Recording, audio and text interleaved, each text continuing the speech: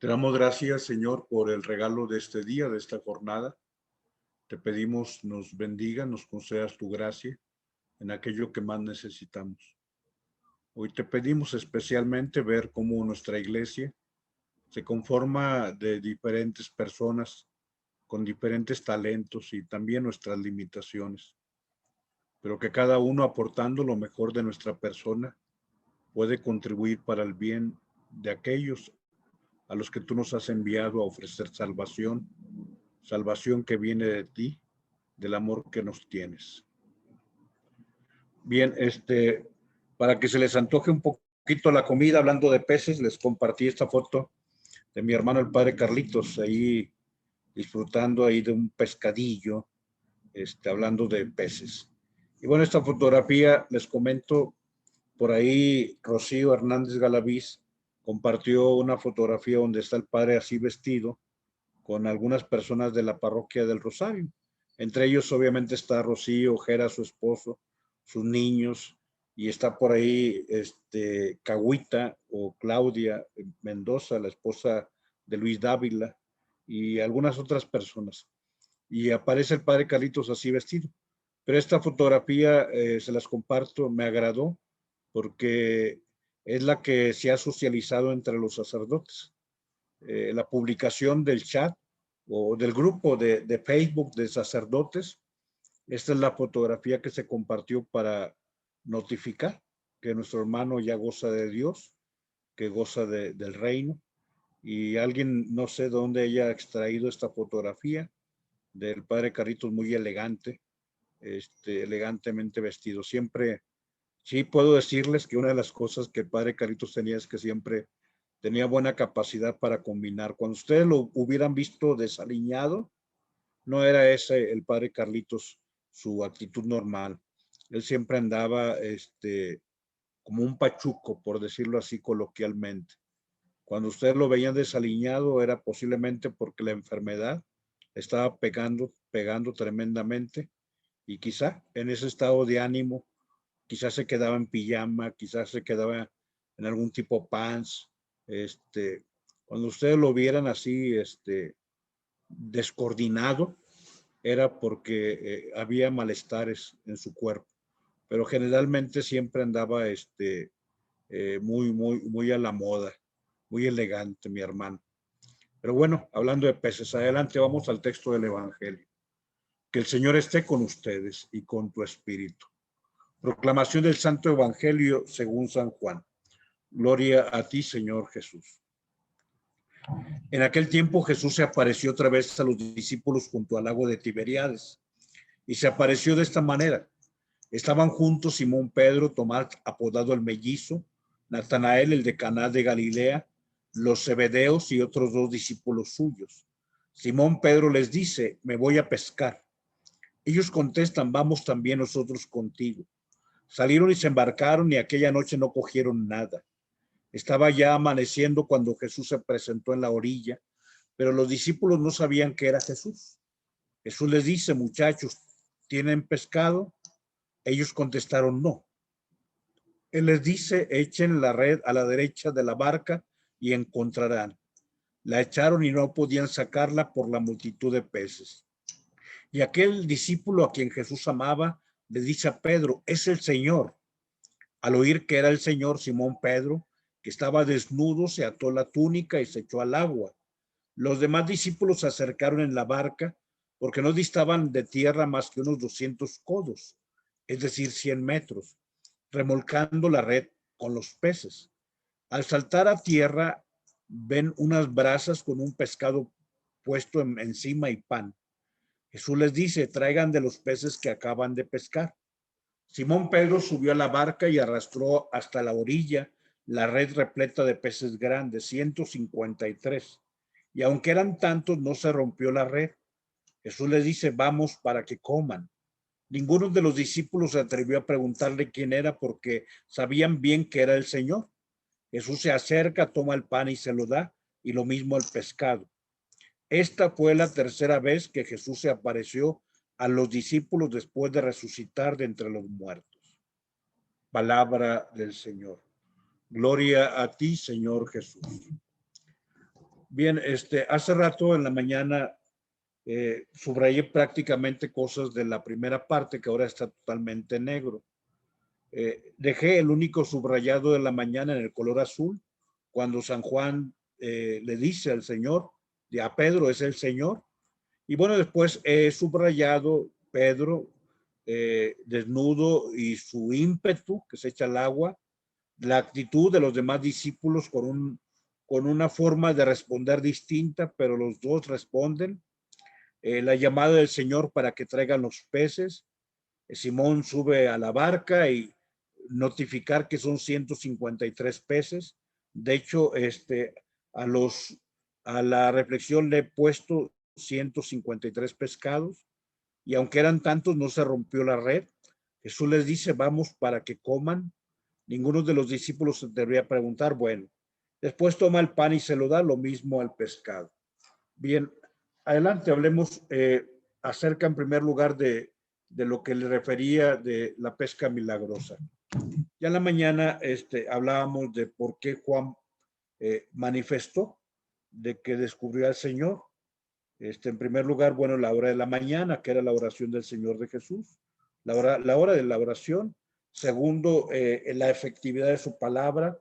Pero tercero, la orden que al mismo tiempo se convierte en una palabra flexible y pues ya en la mañana habíamos meditado. Ahorita hablemos sobre la pesca milagrosa. Hablar de una gran cantidad de peces, de una gran multitud. Son 153, 3 veces 50 más 3. San Lucas, cuando nos narra la multiplicación de los panes, habla de que el Señor pidió que se reunieran en grupos como de 50. Yo creo que una de las cosas que tenemos que ubicar, sobre todo en referencia a la multiplicación de los panes, es de que la iglesia junto con dar lo que viene de Dios, tiene que ser capaz de organizar, o sea, reunir grupos como de 50. Es decir, bueno, no Dios va a hacer todo, tú y yo tenemos que organizar a la gente, tú y yo tenemos que organizar a la comunidad, tú y yo tenemos que hacer una obra que también depende de nosotros. No dejemos que Dios haga todo. Bueno, San Lucas refiere esos grupos de 50. Y cualquiera que sea la explicación, ahorita voy a dar 3, 4 explicaciones. 153 es un número exorbitante. Se habla de una plenitud. Y así es el Señor en realidad. Él no se deja ganar en generosidad. Si Pedro y los apóstoles fueron generosos al hacerle caso después de venir cansados, desvelados, sin dormir, de venir fastidiados, el Señor les da una orden y ellos aprenden a hacer las cosas que siempre hacen, pero ahora orientadas por la palabra de Cristo, que hace efectivo aquello que tú y yo hacemos en señales muy sencillas. Pero bueno, lo que hace el Señor es no dejarse ganar en generosidad. Él es generoso. Entonces, él manifiesta que él da manos llenas. Y así lo hizo en el vino en Caná de Galilea. Así pues, también cuando pusieron los 5 panes y los 2 pescados, o sea, se alimentaron 5,000 hombres, sin contar mujeres y niños, y todavía sobraron para poner en canastos.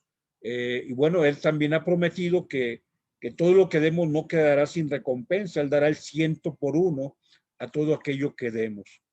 Bien, adelante, algunos santos que nos hablan del número de 153. San Jerónimo afirma que había 153 especies de peces en el mar de Tiberíades. Es un dato que nos da San Jerónimo, que vivió en Palestina y obviamente estudioso. Tú recuerdas que San Jerónimo es el patrono de los estudios bíblicos, fue el que tradujo la Biblia del hebreo y del griego al latín, la llamada Vulgata, el latín, la Biblia Vulgata. Bueno, San Jerónimo que vivió en Belén, o sea, en una cueva de Belén, y de ahí se movía para todos los lugares donde el Señor estuvo, dice y afirma con toda autoridad que había 153 especies de peces en el mar de Tiberíades. Por lo cual, lo que está manifestando el Evangelio es que la pesca es óptima. En la pesca de la barca de Pedro, porque él dice, lánzala. O sea, es el ejercicio de la barca de la iglesia. La acción será óptima, no le va a faltar nada. Va a abarcar a todos. Nadie podrá estar fuera de la posibilidad de aquello que la iglesia puede realizar. A mí me agrada esta explicación de San Jerónimo, que 153 manifiesta en esto. Aquí pongo otra explicación de parte de San Agustín de Hipona, que señala lo siguiente. Son algoritmos un tanto extraños, pero la mentalidad del hebreo maneja mucho la numerología. Incluso los romanos, recuerda que cada letra tiene un equivalente de numérico. Tú recordarás la famosa bestia que tiene el número de 666, que era la transcripción de las letras de César Nerón, Caesar Nerón. Entonces, cuando suma las letras o el valor de cada letra, se suma el número 666. Bueno, esta mentalidad donde la numerología tiene un gran significado, recuerda, y ya no me distraigo mucho, que el judaísmo, hay una parte del judaísmo que maneja mucho la cuestión de las cábalas. Cuando tú escuchas hablar de las cábalas, la cábala proviene del judaísmo. Entonces, el judaísmo como tal tenía una capacidad de poder sacar simbologías, de elementos ocultos, elementos que tienes que desencriptar y todo ello. Manejan mucho ese aspecto. Con la religión mezclan elementos que de pronto son pues creencias, por llamarle así de esa manera. Bien, dejo el comentario. Y San Agustín dice que 153 es la suma de 1 más 2 más 3 más 4 más 5 más 6 más 7 más 8 más 9 más 10 más 11 más 12 más 13 más 14 más 15 más 16 más 17. Y dices, bueno, ¿y eso qué tiene que ver? Pues que 17 es 10 más 7. Entonces son los 10 mandamientos y los 7 dones del Espíritu Santo. O sea, San Agustín lo hace. No, esa es una ocurrencia del padre Rogelio. O sea, no, se lo sacó de la manga el padre, no, ¿de dónde lo inventaría? Se me hace que está viendo mucho Facebook. Se me hace que el padre Rogelio está viendo, no sé, qué canales ve de televisión. Yo creo que está viendo Primo, está viendo Netflix, no sé. O sea, lo explica San Agustín de Hipona y hace esta interpretación. Pero fíjate, tan cercana es la explicación de San Agustín que el mismo San Gregorio Magno, el Papa San Gregorio Magno, también utiliza el número 17, que es 10 más 7. Los 10 mandamientos más los 7 dones del Espíritu Santo. Y entonces él utiliza este número 17 como un parteaguas, donde 17 lo multiplica por 3, que es el número de la Trinidad. ¿Y cuántos son 17 más por 3? Pues 51. Y 51 por 3 nuevamente, que es el número de la perfección. ¿Sí? 17 por 3, que es el número de la Trinidad. Las tres personas de Dios uno y trino son 51. Multiplicado por 3, que son el número de la perfección. Recuerda, santo, santo, santo es el Señor Dios del universo. Lo que se repite 3 veces es perfecto. Mañana, no se pierdan el día de mañana, vamos a continuar con el texto de San Juan, donde hablaremos de la triple pregunta. Simón, ¿me amas? Simón, ¿me amas? Por tercera vez le pregunta, Simón, ¿me amas? Es más, el texto del Evangelio del día de hoy dice, esta fue la tercera vez que te digo, todo está cargado significado. Pero San Gregorio Magno entonces dice, bueno, sí acepto lo del número 17, pero yo lo multiplico por 3 y el resultado lo multiplico por 3. Y entonces, bueno, 153 veces habla de lo más grande que hay, los mandamientos, más los dones del Espíritu Santo, más el número de las personas de la Trinidad, más el número 3 que significa perfección. Y bueno, de ahí sacan el número 153. Finalmente, el Santo Tomás de Aquino, nuevamente con el valor numérico que tienen las letras en el hebreo y también en los romanos, dice que la palabra ictis es un acrónimo cristiano, que significa Jesucristo, Hijo de Dios Salvador. Jesús Christos, Jesús Christos, Theos, Huyos Soteros. Que es Theos, H, Theos, Jesús Christos, Theos, Huyos Soteros. Jesucristo, Hijo de Dios Salvador.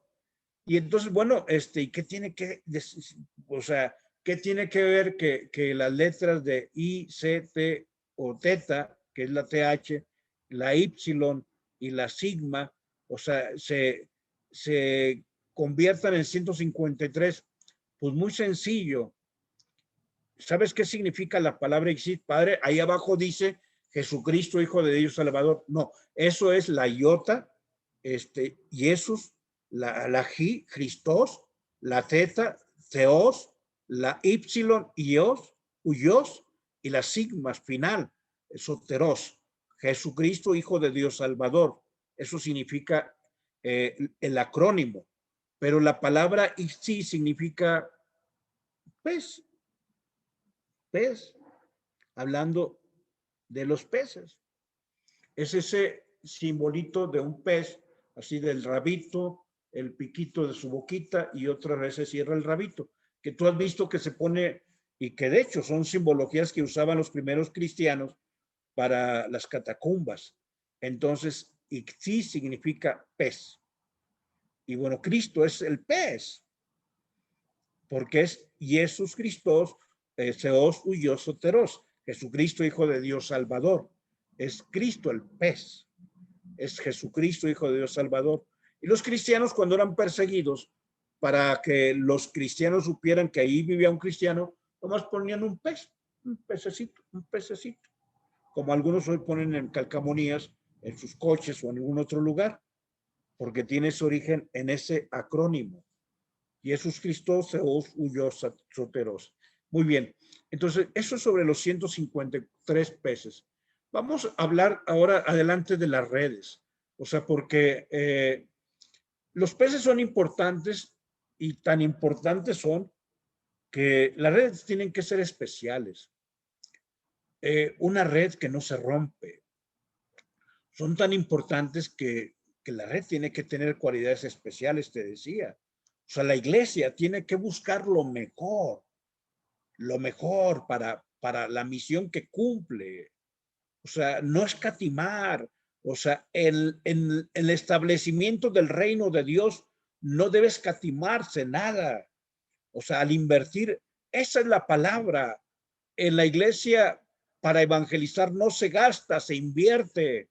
Y se invierte en salones, se invierte en una casa de retiros, y se invierte en un camioncito para que vayamos a los retiros, y se invierte en darle alimento a los pobres, y se invierte en un asilo de ancianitos, y se invierte en que la casa de Dios no le falte nada, y se invierte en una casa para que haya unas monjitas que atienden aquí también la parroquia. O sea, la iglesia no debe escatimar todo aquello que sea para el bien de los pececitos que el Señor le ofreció. Y en ese sentido, bueno, viene el grito de la fe. El discípulo a quien Jesús amaba le dijo a Pedro, es el Señor.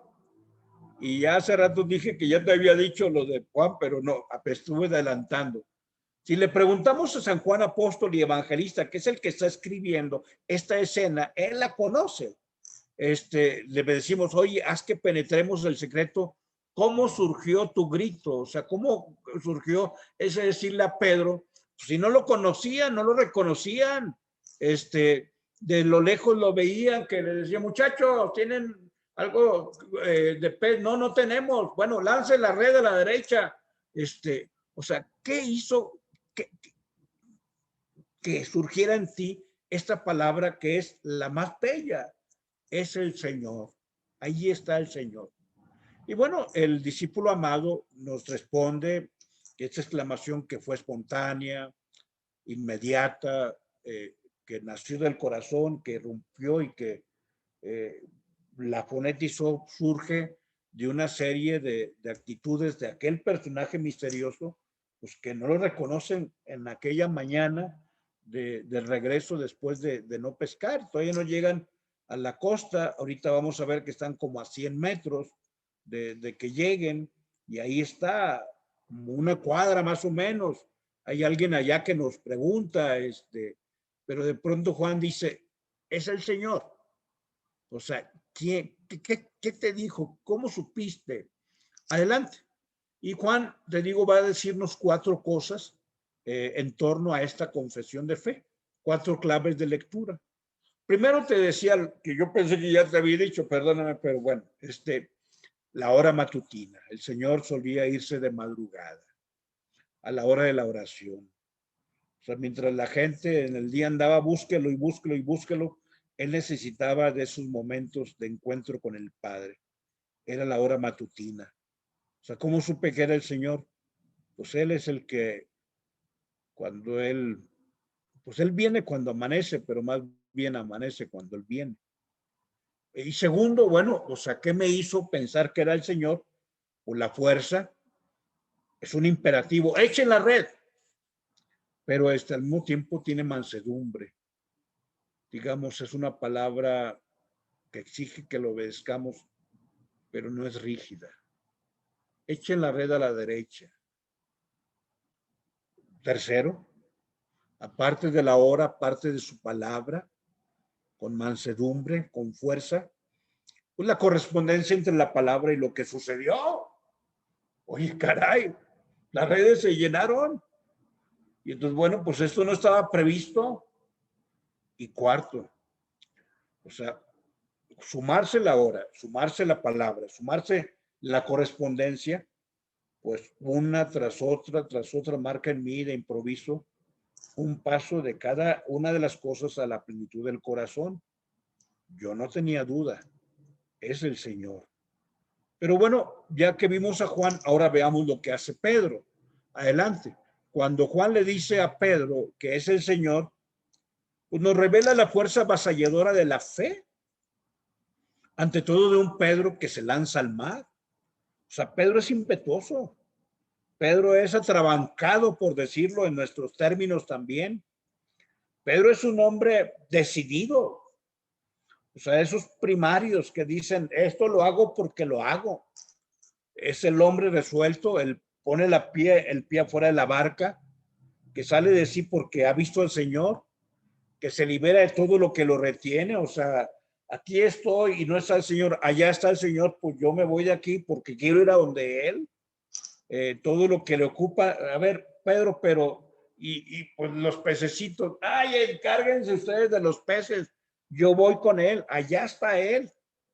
Entonces, Pedro, en ese sentido, es la imagen de una respuesta inmediata que le hace a un hombre, a un ser humano, salir de sí mismo y que le coloca en la justa posición. Digamos, vamos a decirlo de esta manera, recuperando a 2 mujeres que ustedes conocen muy bien, a Marta y a María. Digamos que Pedro es como María. María dice, pues yo quiero estar contigo. Y Pedro, pues también yo quiero estar contigo. Pero Marta dice, pues yo tengo que hacer qué hacer, si no luego que le doy de comer al invitado.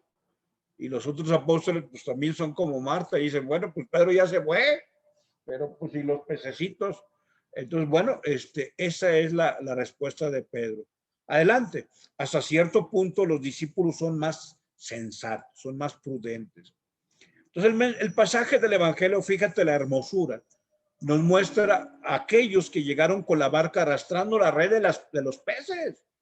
O sea, Pedro era nuestro capitán, Pedro fue el que nos dijo, vamos, yo voy a pescar y nosotros le decimos, nosotros también vamos contigo, pero bueno, de pronto se fue.